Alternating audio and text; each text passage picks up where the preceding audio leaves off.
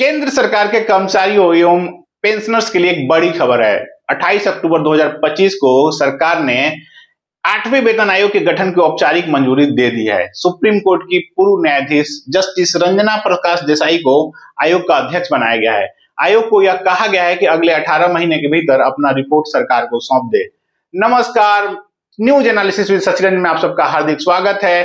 आज के इस वीडियो में हम चर्चा करेंगे 8वें वेतन आयोग के बारे में, इसके अलग अलग पहलुओं के बारे में और आयोग क्या सिफारिश कर सकता है या आयोग को क्या सिफारिश करने का मैंडेट दिया गया है, कह सकें टर्म्स ऑफ रेफरेंस क्या है, इन सारी चीजों पे आज चर्चा करेंगे। चलिए वीडियो में आगे बढ़ते हैं। दोस्तों, आपको पहले बता दें कि जनवरी 2025 में ही सरकार ने घोषणा कर दी थी कि 8वें वेतन आयोग का गठन किया जाएगा।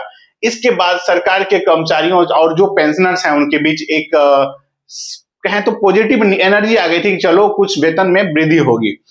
उसके बाद 28 अक्टूबर के दिन सरकार ने यह औपचारिक मंजूरी दे दी।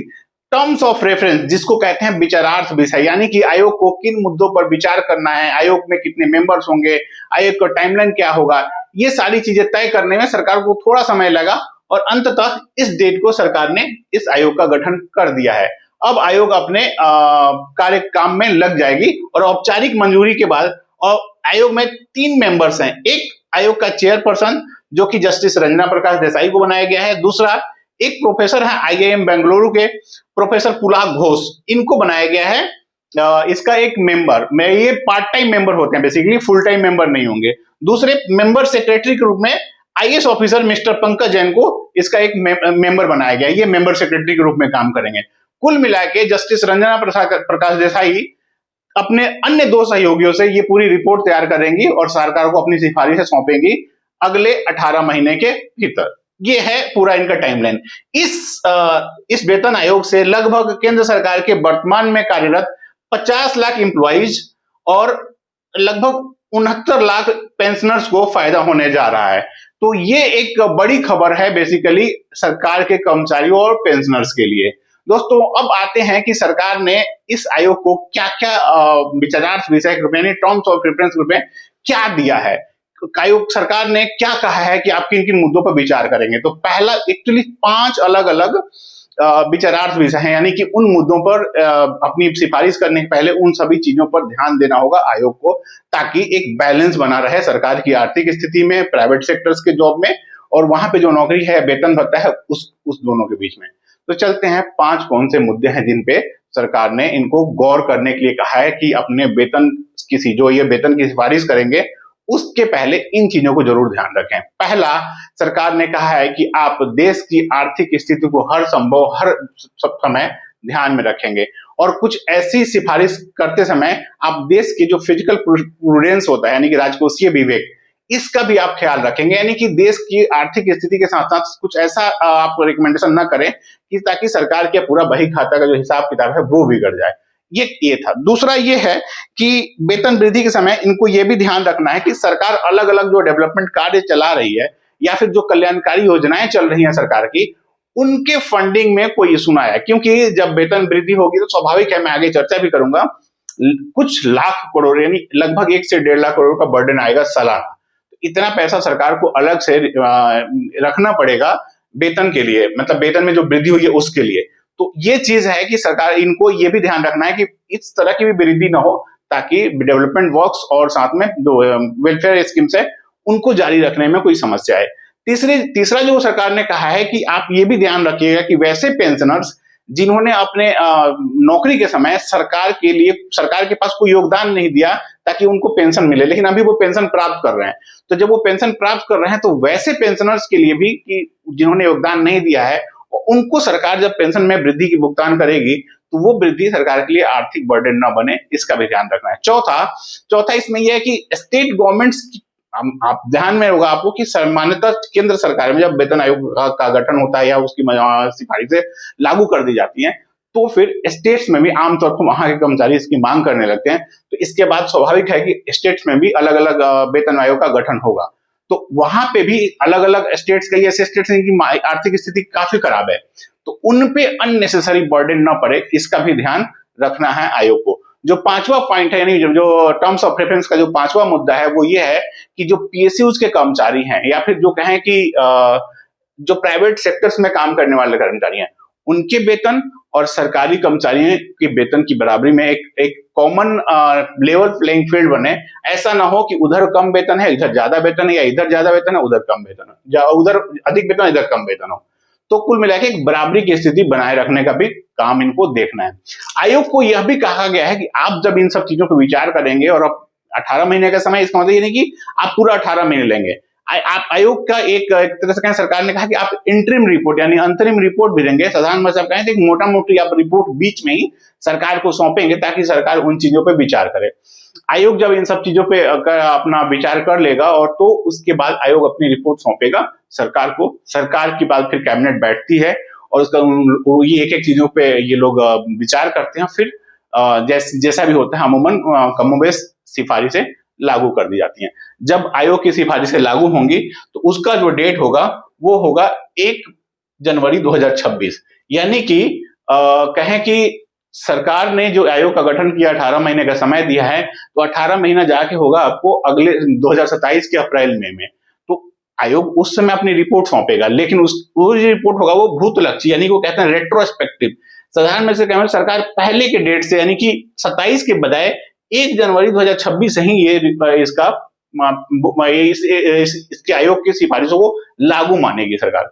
यानी कि जो पैसा बकाया रहेगा, जो एरियर रहेगा, उसका भुगतान सरकार को करना रहेगा। यानी कि अप्रैल मई 2027 में लगभग आप मान चलिए कि 12, 5, 17 महीने का पैसा अलग से जो एरियर बकाया रहेगा वो सरकार या तो इंस्टॉलमेंट में या वन टाइम पेमेंट करके देगी।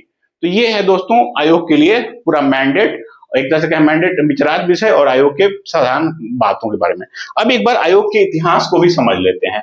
सबसे जो पहला आयोग था वेतन आयोग, वो उसका गठन हुआ था आजादी से पहले ही मई 1946 में, और इसका जो टेन्योर था मई 1947 तक। और इसकी जो रिपोर्ट थी वो जब रिपोर्ट आयोग ने सौंपा तो उसको लागू किया गया 1947 में। इस आयोग के चेयरपर्सन थे श्रीनिवास वरदाचार्य। इस आयोग ने पहली बार मिनिमम वेतन के रूप में 55 रुपये मंथली, यानी कि 1947 में जो मिनिमम वेतन था केंद्र सरकारी कर्मचारियों का वो था 55 रुपया मासिक, और अधिकतम वेतन था वो था 2000 रुपये मंथली। तो ये था पर मंथ। और ये तो इन्होंने जो थे पहला वेतन आयोग, उसका आप ध्यान रखिएगा कि सबसे पहले 55 रुपया न्यूनतम वेतन निर्धारित किया गया था और अधिकतम 2000। उसके बाद अगस्त 1957, और अमूमन जो वेतन आयोग है इसका गठन सामान्यतः 10 साल पे होता रहा है, और कुछ परिस्थितियों को छोड़ दें तो 10-12 साल रहा है। लेकिन अभी पिछले 3 आप देखेंगे, 3 वाले में चर्चा भी करूंगा उस पर आगे, तो 10 साल का ही टेन्योर रहता है लगभग। दूसरे वेतन आयोग का गठन हुआ था 1957 में। 1959 में रिपोर्ट आई, और रिपोर्ट के बाद इसका जो चेयरपर्सन थे वो थे जगन्नाथ दास। तीसरा वेतन आयोग अप्रैल 1970 मार्च 1973 इस बीच में रहा, और इसके अध्यक्ष थे रघुवीर दयाल जी। ठीक है। चौथा वेतन आयोग सितंबर 1983 से दिसंबर 1986, पीएन सिंघल इसके अध्यक्ष थे। पांचवा वेतन आयोग अप्रैल 1994 से जनवरी 1997, और जस्टिस एस रत्नावेल पांडियन इसके अध्यक्ष थे। Justice S Ratnavel Pandiyavel. तो इस आयोग ने भी अपना रिपोर्ट जब सौंपा था तो उसको भी कमोबेश मान ही लिया गया था। सबसे मेजर चीज है छठा वेतन आयोग। यहीं से शुरू होता है एक तरह से कहें वेतन में वृद्धि का मामला, जो केंद्र सरकारी कर्मचारियों के वेतन में अचानक बहुत ज्यादा वृद्धि हो गई। वो था अक्टूबर 2006 से लेके मई 2008 तक। जस्टिस बीएन श्री कृष्णा की अध्यक्षता में इस आयोग का गठन किया गया था। आयोग ने पहली बार पे बैंड और ग्रेड पे की बात करी, और इसकी सिफारिशों को 1 जनवरी 2006 से लागू कर दिया गया था। 2008 में आयोग का रिपोर्ट आता है और लागू होता है 2006 से, यानी कि ये भी लगभग 17-18 महीने पहले से, यानी जो एरियर था वो सब कर्मचारियों को मिला। अगला जो 7वां वेतन आयोग होता है वो है 2014 से लेके नवंबर 2017-16 तक। जस्टिस ए के माथुर, यानी कि जो 7वां वेतन आयोग, यानी कि ठीक इसके पहले जो वेतन आयोग था उसके अध्यक्ष थे या चेयरपर्सन थे जस्टिस ए के माथुर। और 1/1/2016, यानी कि आज से ठीक लगभग कमोबेश 9.5 साल पहले, 10 साल पहले इस आयोग का सिफारिशें लागू हो गई। और अगला जो आयोग है जस्टिस रंजना प्रकाश देसाई के अध्यक्षता में 8वां वेतन आयोग, इनकी सिफारिशों को लागू किया गया जाएगा 1/1/2026 से। तो आप देखिए 2006, जनवरी 2006, जनवरी 2016 और जनवरी 2026, कुल मिला के 10-10 साल के अंतराल पे इस आयोग की सिफारिशों को लागू किया गया है। तो ये था इनका पूरा इतिहास। अब कुछ मोटा मोटी चीजों पर ध्यान दे लेते हैं कि सरकार को क्या बर्डन पड़ेगा इससे और क्या होता है आयोग का अलग अलग कुछ जो और पहलू हैं वो सब पे। तो दोस्तों ये माना जा रहा है कई सारे कर्मचारियों के मन में है कि वेतन में कितनी वृद्धि होगी। दरअसल अभी आयोग को ये चीज समझने में और रिपोर्ट देने में थोड़ा टाइम लगेगा, लेकिन जो देश में स्थिति है, सरकार जिस तरह से राजकोषीय घाटे को नियंत्रण में रखना चाह रही है, उन सब स्थितियों को देखें तो हम बस अनुमान लगा सकते हैं। अनुमान ये लगाया जा रहा है कि एटलीस्ट 25% के आसपास या उससे ज्यादा, कुछ लोग 35-34-35% कह रहे हैं, तो 25% के आसपास वृद्धि बेसिक सैलरी में होनी है। अब देखते हैं आयोग की सिफारिश क्या होती है। इसमें जो है लगभग कहें तो सरकार पे जो आयोग की सिफारिशें होंगी तो सरकार पे लगभग 1.5 लाख करोड़ सालाना का अतिरिक्त बर्डन पड़ने जा रहा है। ठीक है, इससे इन्फ्लेशन बढ़ेगा, लेकिन जब आपकी आय बढ़ेगी, सरकारी कर्मचारियों की आय बढ़ेगी, अब मान लीजिए हमने जैसे बताया कि ये 50 लाख और 69 लाख, तो ये आप लगभग 1 करोड़ 20 लाख लोग हुए जो कर्मचारी हैं। इनके फैमिली होंगे तो अमूमन एक फैमिली में अगर 4-5 मेंबर भी आप लेते हैं तो जोड़िए कितना होगा। तो इस फैमिलीज के लिए एक तरह से कहें तो एक तरह से इनका जो कंजप्शन एक्सपेंडिचर है ना वो बढ़ेगा। ये अलग अलग चीजों पे खर्च करने की जो प्रवृत्ति है वो बढ़ेगी। तो जब आप खर्च करेंगे तो चीजें ग्रोथ, अल्टीमेटली इकोनॉमिक ग्रोथ भी उससे बढ़ता है, लेकिन इन्फ्लेशन भी साथ में होता है, क्योंकि वेतन वृद्धि अचानक होगी, सबकी एरियर भी मिलेगा, सबके पास पैसे भी आएंगे, तो पैसे लोगों के पास अधिक हो जाएंगे, तो वो खर्च करेंगे, लेकिन साथ साथ इन्फ्लेशन में तो सरकार इन सब चीजों को भी टारगेट करेगी कैसे उस पर कंट्रोल करना है।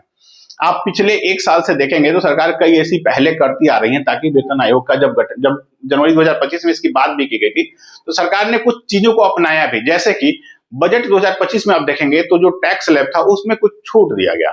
इसके बाद आरबीआई ने पिछले 1 साल में रेपो रेट में लगभग 1% की कमी किया है। तो वो ये सब कारण, अभी हाल ही में आप देखेंगे जीएसटी रिफॉर्म्स हुए हैं तो उसमें भी जीएसटी में काफी छूट दी गई है। तो इन सबसे क्या हुआ है कि जो महंगाई है उस पर नियंत्रण किया गया और लोगों को आर्थिक राहत दी गई है, और एक तरह से कहें तो तैयार किया गया है कि जो 8वां वेतन आयोग का जो सिफारिश होगा इस 8वें वेतन आयोग की, तो इस सिफारिश के बाद बहुत ज्यादा आर्थिक इम्बैलेंस ना हो, बहुत ज्यादा इन्फ्लेशन की स्थिति ना हो। तो दोस्तों ये सब चीजें थी 8वें वेतन आयोग के बारे में। आपसे रिक्वेस्ट है कि प्लीज हमारे चैनल को सब्सक्राइब करिएगा, वीडियो अच्छा लगे तो उसे लाइक करिएगा और अपने दोस्तों के साथ शेयर करिएगा। धन्यवाद, नमस्कार।